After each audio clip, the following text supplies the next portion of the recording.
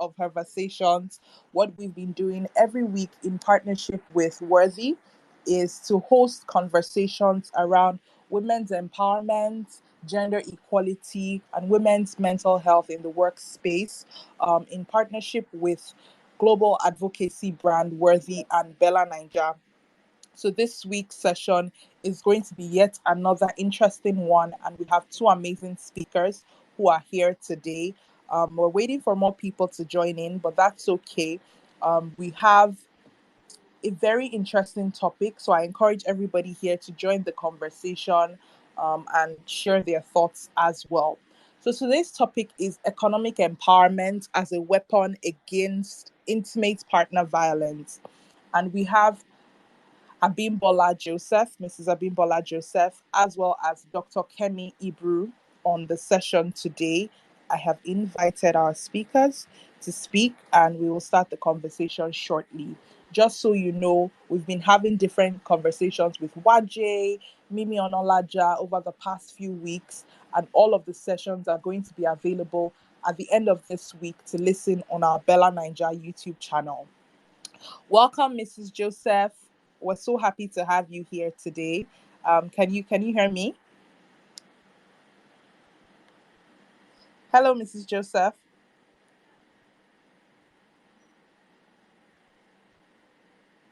Okay. Um, if you can hear me, please unmute yourself. You've already been added as a speaker. We're also waiting for you, Dr. Kemi. I can see Warif is here. I don't know if we'll be Hello, Dr. speaking. Kemi. Yes, I can hear you now.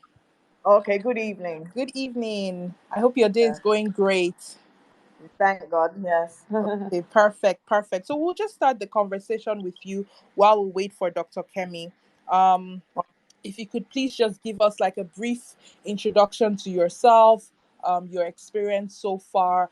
And I really like how you put in your bio that you're a strong defender of women's empowerment and the upliftment of women. So if you could tell us a bit about that, I'll be very grateful. Okay. Firstly, I'm a lawyer of over 30 years at the bar, and for some time I came across a lot of these kind of cases, and then I wondered, why do people talk to me about it? And over time, I became interested, and it's become a passion, to be Mm, honest. yeah. And I've even found myself in situations where in my own house, I've housed, Wow. yes, um, different types of abuses, Mm, intervened in various things, So um, these are things that they don't give you notice. true.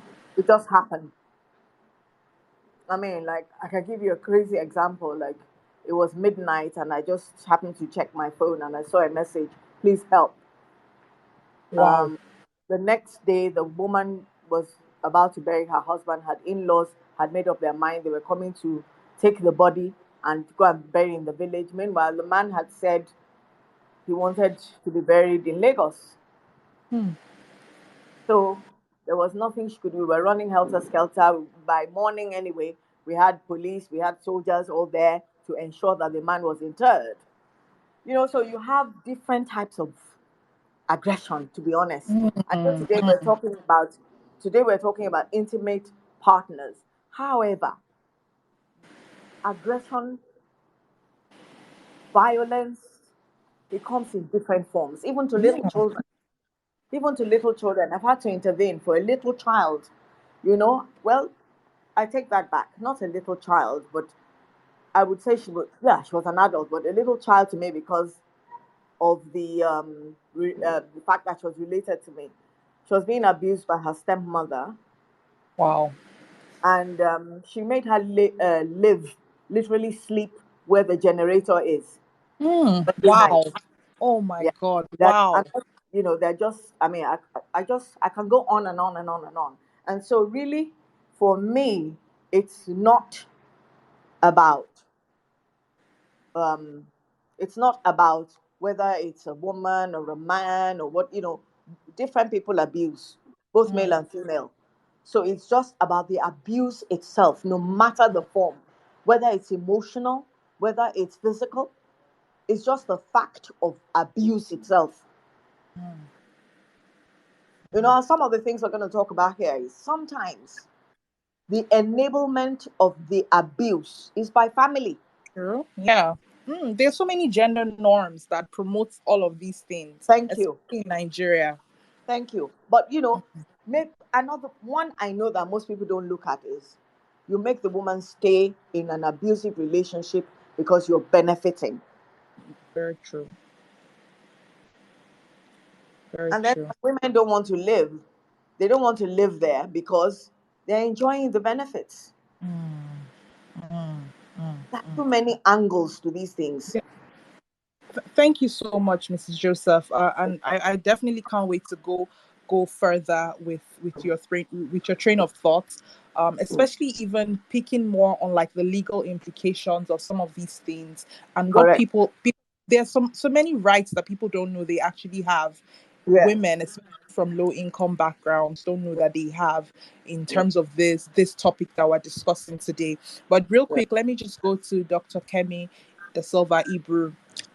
So Dr. Kemi is the founder of WRTHY, and she's here today. We're very excited to have her join us. So if you could go ahead, I see you've already unmuted yourself. Well, good evening, and good evening to everyone on the call. Thank you for having us, Warif, participate in this very important conversation. I was listening to Yes. Mrs. Joseph, and I concur with everything that she had started out saying. I guess I should introduce myself first. My name is Kemi DaSilva-Ibru, and yes, I am the founder of the Women at Risk International Foundation, WRTHY. And essentially, our overarching objective is very simple. We address the prevalence of rape, sexual violence, and trafficking of girls and women and children in communities across Nigeria. Thank you so much, Dr. Kemi, for that very brief and concise introduction. Um, I right off the boat, just because we've heard from Mrs. Joseph already, I would just want to know if you think so. This topic, what we're discussing is we know there is intimate partner violence in Nigeria, and it's on the rise. I mean, I don't have the statistics, but I do know that every once in a while I see the news, I see something tragic happening. I see some tragic story on Instagram. It could be your sister, it could be your mother, it could be your, so we see these stories happening. But now we want to know the link between economic empowerment and this intimate partner violence. Do you think there is a link between these two things? Is it valid to say there's a No, link? absolutely, there is an association. You spoke on statistics. I'm a bit of a data nerd, if you will. So I can go ahead and tell you that the Yes, data that we please. work with, the national data, is 1 in 4 girls before the age of Wow. 18 will experience at least one violent sexual encounter. If we expand the age bracket between the ages of 15 and 49, we say 1 in 14 women will experience gender based violence. And intimate partner violence, yes, is one of the forms of gender based violence. Is there an association, you ask, between economic empowerment and gender based violence? Yes, there is. The interesting thing, however, is depending on what paper or what conversation you participate in, the reviews are mixed. You have, of course, the obvious and one that we as an organization stand by, which is the fact that women stay in abusive environments because they're not economically empowered. And any average woman or girl will tell you that she does not like to be beaten, she does not like to be raped, and she would like to leave that environment of abuse. Sadly, many a time she's unable to leave because she's financially constrained. And so she's forced to make poor choices on behalf of herself and on behalf of her children. We live in an environment where we're all very familiar with the patriarchy, we're very familiar with our social and cultural practices. We have women that are married out, and therefore she cannot return home because her family Yeah. members do not accept her, even if she is to explain that she's leaving this marriage because she's been physically abused. So where does she go? We have in Nigeria today 20 million girls out of school. These are 20 million women that will have no educational backing or safety net. And so therefore they rely on vocational skills. How much are they earning if they're daily earners? So again, if they are forced into early marriages and they have an average of 4 children, how does she leave? So indeed, if you empower her economically, we have programs where we offer even basic economics and financial skills, like opening a bank account. Perhaps this is a woman that has challenges because she's embarrassed. She may not be able to read or write. She may not even be aware that she could use her thumbprint. I mean, and then you have other enterprises and interventions like, the cash or in-kind transfers. You have microcredits. We have small SMEs, or just employment, so that she could then Yeah. earn and save. So that's an obvious strategy, and you can certainly see the link between reducing intimate partner violence and increasing her access to financial resources. But then there's a contrasting argument. If you empower her and give her all of this financial empowerment, if you will, Freedom. then Yeah. yes, you're increasing household conflict, because now you have this woman who has resources that she can spend without asking her husband's permission. Suddenly he sees that as a threat. And so suddenly he decides, well, the only way, again, that I can exert my male dominance is to use the very violence that you're trying to liberate her from. And so therefore he goes about extracting this income that she now suddenly has access to from her to put her back into this place of subjugation. I definitely, while I was preparing for this, I saw that. I hope we can trash that. But just before we get to that, I know you mentioned a few things about some sort of gender. You touched on gender norms, Mm. which kind of promote intimate partner violence Mm-hmm. in the household. And I think a lot of this, I do feel like a lot of the intimate partner violence that happens, especially in Nigeria, is rooted in these gender norms and stereotypes and things that we've been taught are the right ways to do things in Nigeria. In short, to be very candid, I have heard people say, "Oh yes, it's in their tradition to actually take a weapon, a cane, and whip their wives." I've heard these things from actual Nigerian men. So it's crazy. And Mrs. Joseph, I'd like to hear from you. In your experience, what are some of the what are some of these norms that you've seen that promote intimate partner violence in Okay. Nigeria? Okay. First of all, we start with the issue of male dominance because we're a patrilineal society and we believe that the man is the head of the home. Every child is taught that. You see a little child in the house talking to the house help with such authority because he's a boy, you know, and refuses to address the domestic servant with respect. So it starts from as little as that. So it's something we grow up with, and we come to accept that the man is the head of the home, and therefore the woman must be submissive. Right. I don't know if any of you have watched Hair Word. Has anybody watched Hair Word? I, if you've watched it, you can just put a clap in Okay. the box. But Let yes, me, please let me, tell let us me just about it. Okay, the part I just want to extract from there to make it more pictorial is the woman grabbed her husband's manhood, because he had been beating her, Oh wow. and they had to call a family meeting. All the time he had been beating her, they never called a family meeting. But when she Wow. held on to his manhood, they called a family meeting. You Wow. understand? So it's a Yeah. natural thing. Oh, he can beat her because he's the head of the family. And Mm, once he mm, steps out of line, he can do whatever he likes to her. Until Tragic. we start teaching our children from a very young age how to be affectionate, how to respect, and so on and so forth, trying to relearn what we have learned, or rather unlearn and learn something better. that puts it in better perspective. I think that is the starting point. No matter what you do, a man goes to jail because he raped, a man goes to jail because he was abusive towards his wife. Yeah. Is he going to learn some lessons in there? He's probably going to come out worse. So we have to do reteaching. These norms are things that have caused a lot of problems. Yeah. So at the end of the day, we're going to face it repeatedly. A man beats his wife at home, the son sees it, he's going to do it again.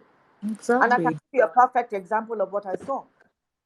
A boy was a bully.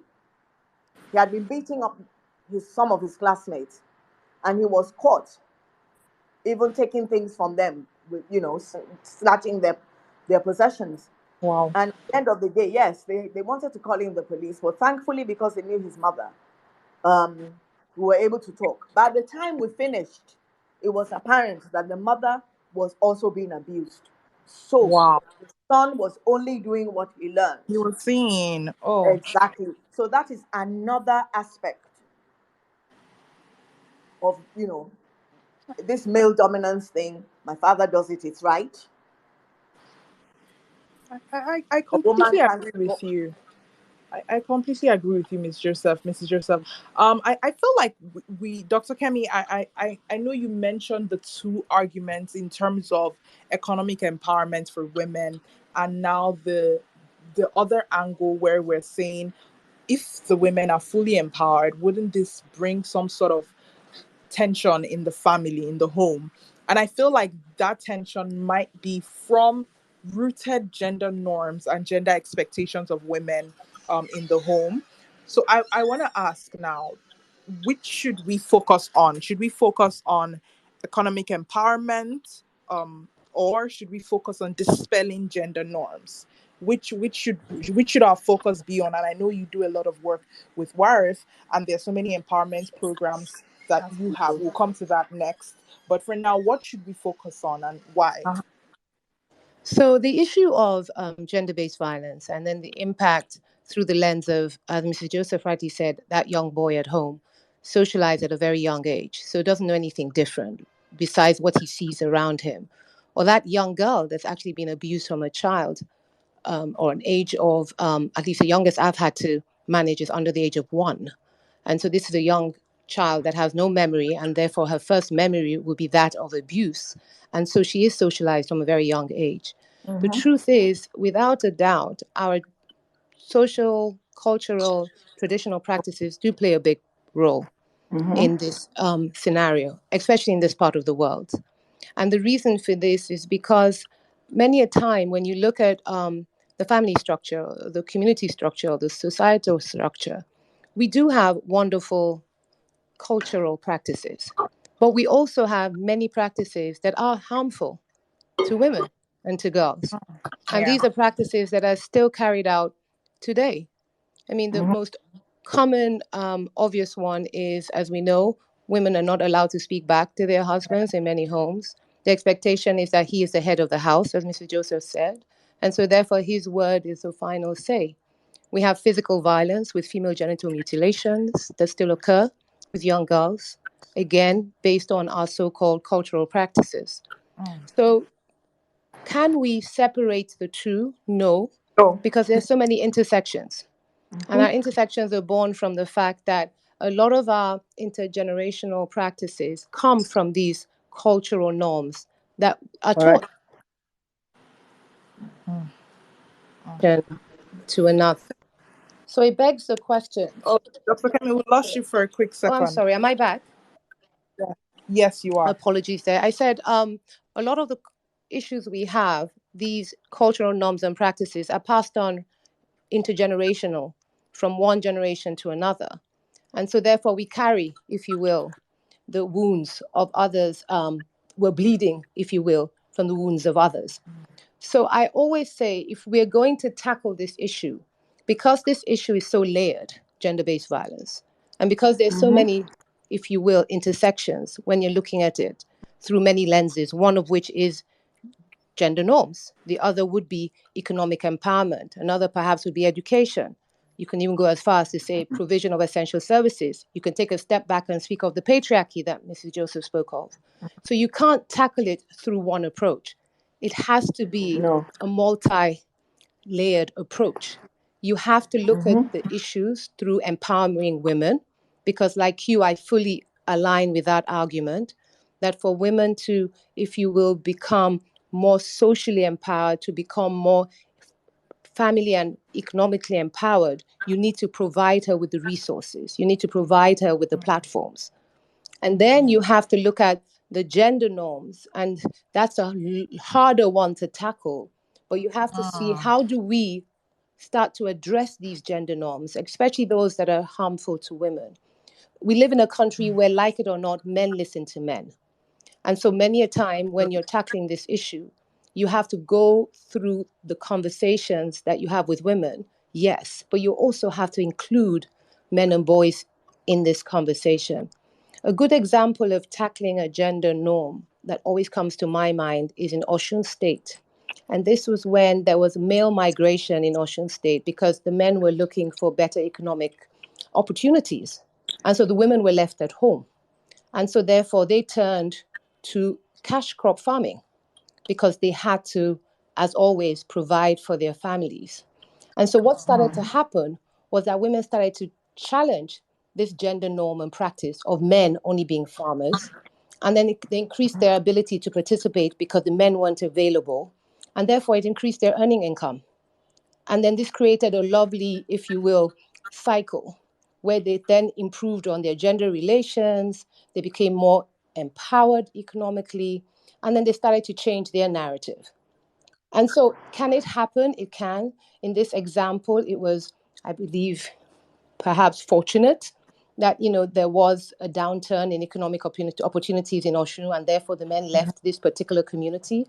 But we always have to look at it through the lens of how do we change the existing gender norms so that it can benefit the women and close that gender gap between men and women.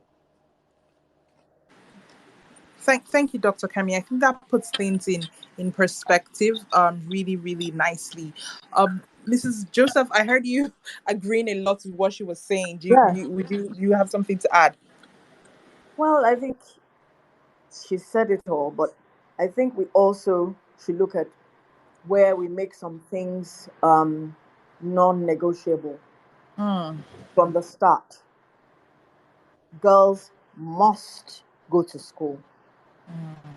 We have to change the is it the home science some science, home science, yes, I think it is. We have to change that book to reflect what it should. Yes, we can say the man is somebody has to be the head, but there's a partnership. Should be a Yeah. balance. There should be a partnership. There should be a balance, and it should be learned from childhood. It's from the schools we start. Well, and I'm sorry, but honestly and truthfully, another thing has to be added that must be compulsory. Women must work unless you have a medical reason not to. You are going into a marriage, it must be compulsory that women work, no matter how little. So that takes away immediately from the man, she's trying to upstage me. When it's compulsory, then it's not an issue of she's just trying to show off, because we have issues there as well. Much as it's beautiful for women to be empowered, we also have women who are aggressive because they have the money. And so there's no respect in the home. Men feel emasculated. Even the men are abused emotionally and tortured. That's another angle. So it has to be balanced. I The completely approach, agree. the approach has to be. Unfortunately, some of us have learned and we're doing things the way we want. But I think we can start from somewhere, maybe from Yeah. from a certain generation or something. I don't know, but it has to be started from there. And then also, when there is an abuser, it has to be compulsory that the first thing to be done is not arrest him, take him to bed. The first thing to be done is a mental assessment. mental assessment. It's very, very important. We're going through many things, and people are reacting to those things, and you don't know how they will react to them. It's not an excuse, but they must be assessed. There are many approaches I've written down. I can't go through all of them, but I mean, I'm very happy to hear all of these, and I like the angle you're coming in terms of what should be done, like a solution based angle. yes, And I know very. this was meant to be just a quick conversation, even though I could go on and on. But real quick, what are some of the policy level decisions, policy level changes that we need to see? You did mention women must work, which is interesting because earlier during our conversation series, we had the conversation between should domestic care be paid for in the family, and we did have a lot. It was very controversial with, Mhm, we had women who said, they chose to work, they chose mhm. not to work, and to be at home to cater to the children. So that's an interesting angle. If there's a law to say that, women must work, I'd like to see the reaction, especially from our younger millennial ladies who are all about self-care and soft life. But yeah, so yeah, what are some policy level decisions or policies or laws that need to be put in place to reduce the current high rate of IPV?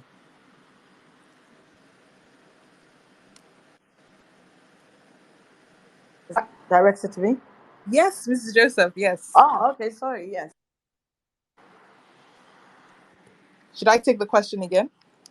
Can Sorry. you hear me? I had an interruption. Can you hear me now? Yes, I can hear you. I had an interruption. Okay. Okay. And what they say,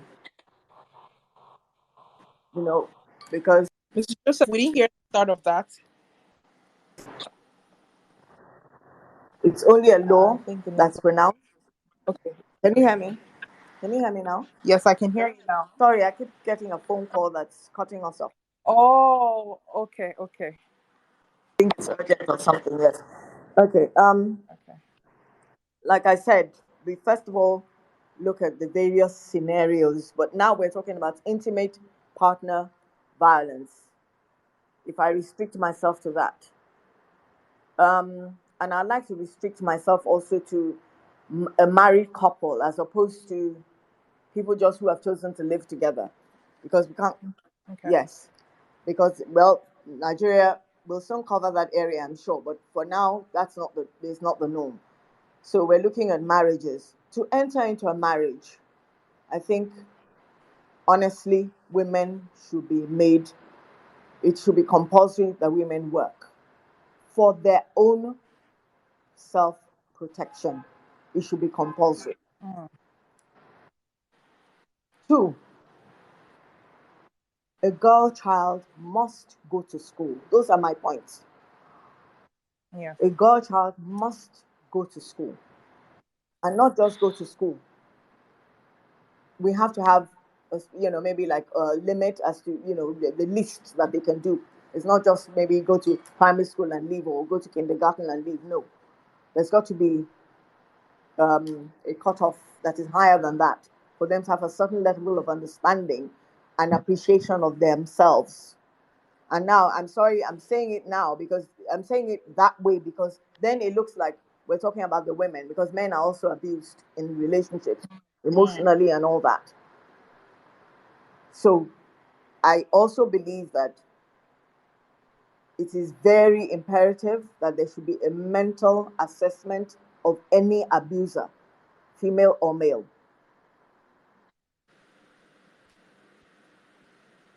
These are laws. There are things that one can push, and at the end of the day, see how far they'll go. But honestly, mm, if we have those things in place, I believe most of the things will be taken care of. And then a relearning from school, changing how we learn. yes. That is important, and that has to do with the Very Ministry of important. Education. Their approach, maybe it will be a lobby group, but their approach, honestly, to teaching home science has to change. Very, very important. Thank you so much, Mrs. Joseph.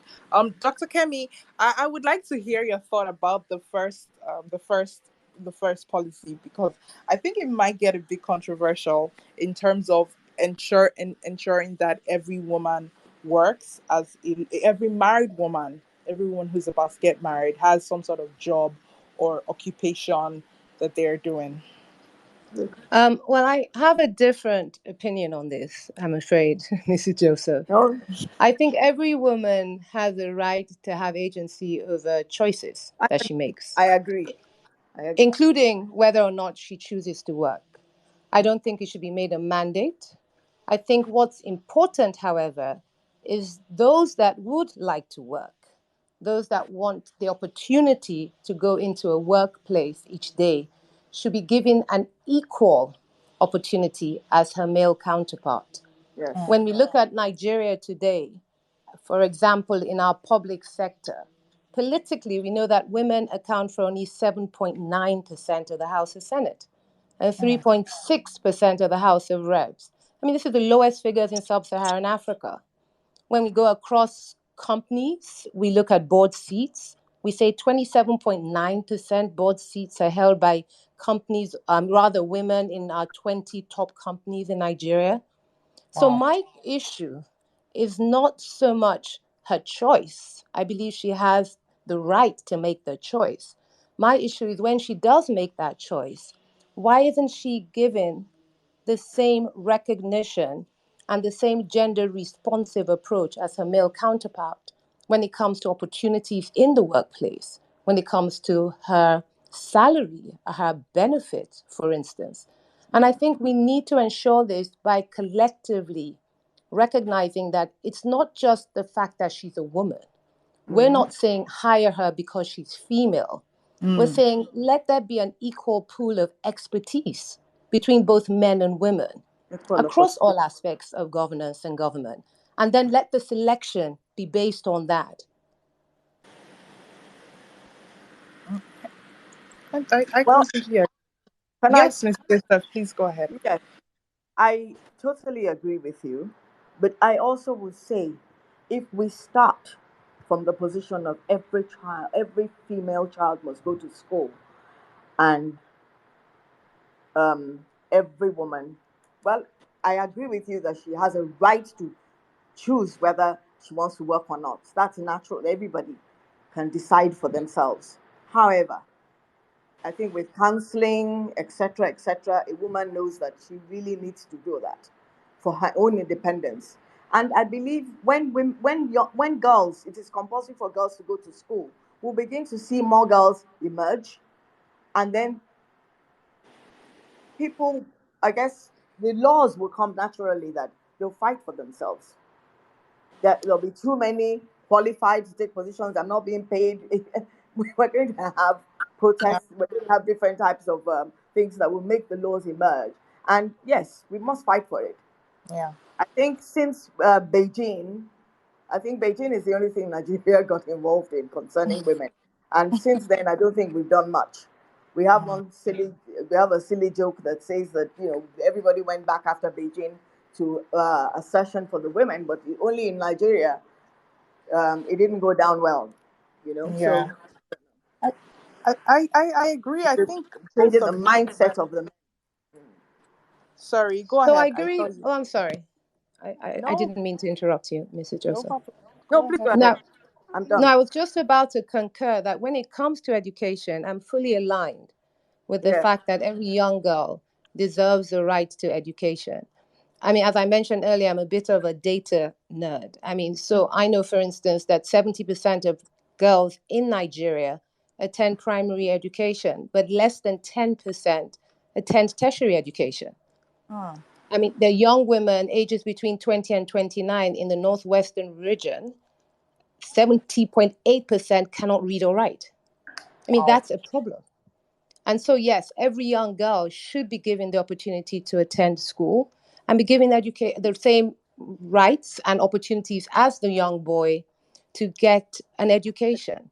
And it's a ripple effect. I mean, if you educate the young woman or the young girl, Then she becomes, of course, more aware of her rights. She becomes more Right. aware of her environment. We all know for a fact that women are the natural matriarch of each family and each unit. We know that she holds it all together, so she's the glue. We know that by empowering her, you're empowering not just her family, but her community. Yes. We know that she contributes socially, economically, not just to her family, but to her community as well. So, I mean, I can go into lots of figures about the loss of earning power because women don't work. And so you're absolutely right. I think my only sticking point was her right to choose to work, as Correct. opposed to the benefit of her working, which obviously is clear. Yes. I like where we've come to in the conversation, because initially we were still on the fence in terms of economic empowerment being like a positive tool against intimate partner violence. But based on this conversation flow so far, what I'm saying is from the root level, allowing women to be educated even gives them a certain level of empowerment, that they understand their rights, they understand what they want, they know what they want. And the truth is, we do see a lot of IPV with women from uneducated backgrounds. We see that they don't read, but we do still see women who working women and empowered women, so to Aha. speak, being victims of this. But I feel like it still tilts more towards women who aren't educated and empowered in terms of knowledge, resources, and all of that. Which brings me to my kind of final and roundup question for this. I do know our speakers are very busy, and I wouldn't want to keep them here. But our guests, our audiences who are listening, if you have any questions, if you have any tidbits to add, we're slowly rounding up the conversation. But if you have anything, please request to be added to speak, and I'll do that. But this is for you, Dr. Kemi. Uh, what type of economic empowerment programs or initiatives against IPV are available for women in your network in Nigeria? So one of the pillars that we work under at WRTHY is our community service pillar. And our focus is in the rural areas because we recognize that over 54% of Nigeria is rural, and these women and girls do not have equal access as those in urban settings. Correct. So we go into these rural communities and we identify stakeholders in these communities who we refer to as gatekeepers. And so this gatekeeper program then decides on this identified gatekeeper. In many of the communities we go into, we recognize, for example, the traditional birth attendant, who's that informally trained healthcare provider, who comes with a great degree of respect, but more importantly, she holds and is the custodian of many of the secrets when it comes to intimate partner and child sexual abuse cases in her community. But they've never been trained on what to do when they come across these cases. But of course, they know about them. So we started to train these gatekeepers, the traditional birth attendants, as first responders to cases of gender-based violence. We're now up to over 5,000 and counting. We have, in the first year, seen over 200 cases referred to the Rape Crisis Center, WRTHY Center, from these women. We expanded the program to include law enforcement officers because, again, that's a whole session in itself, discussing the impact of law enforcement and their attitude towards rape survivors. And so we recognized that they were another gatekeeper that needed to be enlightened, because you cannot work around seeking justice when it Yeah. comes to cases of rape and sexual violence. And then the religious leader. We recognize the sphere of influence that comes with that position. And so we offer workshops to the religious leaders as well. And the other aspect that we focus on, which is segueing into this particular conversation, is an economic empowerment program. But beyond highlighting the prevalence and the prevention of sexual violence in these communities, we provide basic financial literacy skills to these women, because these are out of school women who many a time are not literate, but these are women that are holding it together in very difficult circumstances. and majority are abused, both physically and financially. And so by providing them with the basic financial literacy skills is a building block. It's the first step for them to being able to make better choices for themselves and their family. And then we also offer them proper entrepreneurial workshops.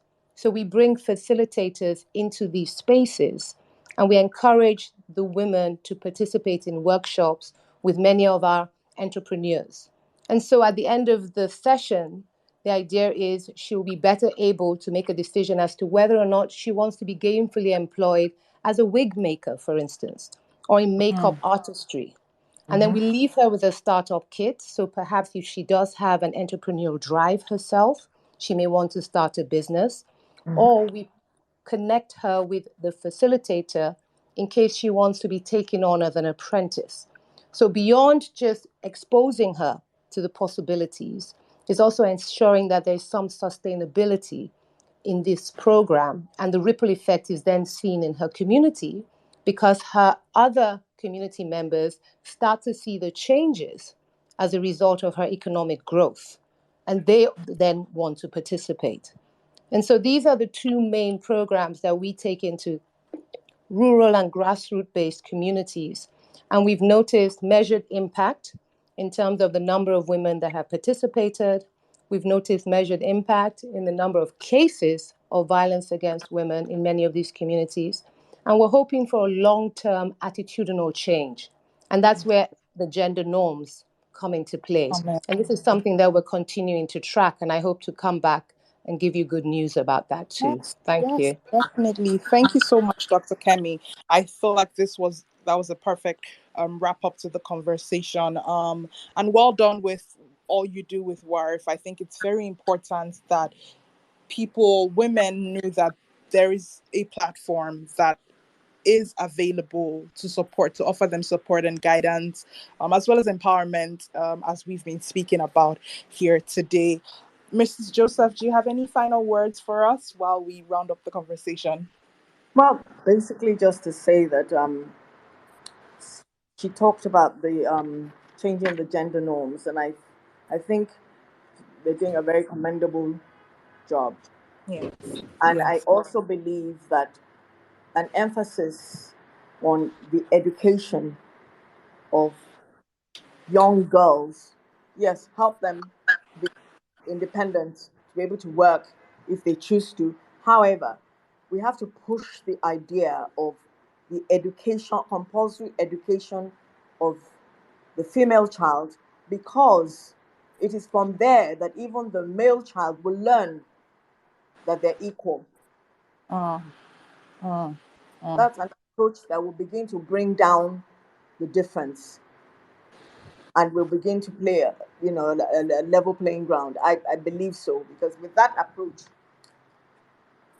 it might take a long time to get there, but with that approach, making it compulsory nationally for all children to be in school, compulsory, and then a total relearning. If we are starting it from there, there may not be hope for our generation, but there is in certain respects. Mm. However, for the generation that it starts with, and a relearn, an unlearning and a relearning of something new, there will be a difference. I believe so. Because Wow, even we perfect. talk about empowerment, empowerment too has its negative sides. Yeah. Because we women also need a lot of counseling. The minute there's money in your hands, your attitude changes. And that attitude can be oppressive. Trust me. Let's look at the cases in the US of all those Nigerians that go to work there, the females that become nurses, etc. They earn a lot of money, more money than they've ever been used to. And so their attitude changes.